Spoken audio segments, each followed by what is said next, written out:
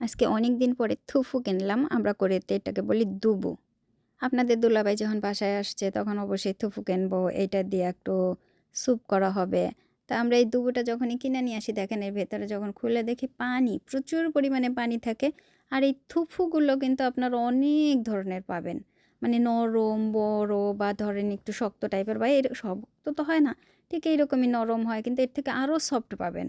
তারপরে এর থেকে বড় সাইজেরও পাবেন, এর থেকে ছোট সাইজেরও পাবেন। একেকটা একেক রকম। তা আমি এটা কিনে নিয়ে আসছি যে খোলার পরে ভালো করে একটু ধুইয়া নিয়ে তারপরে এই যে পিস পিস করে নিচ্ছি।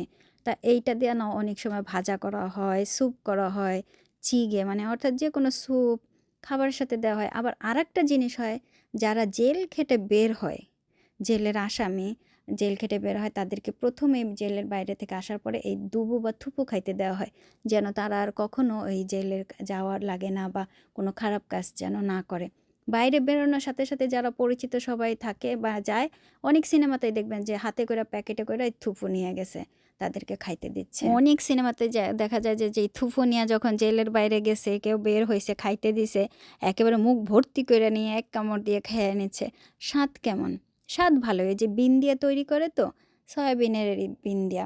তাই একেবারে খুব সুন্দরভাবে দেখায়, এখন সাদা সাদা খাইতেও বেশ ভালোই লাগে।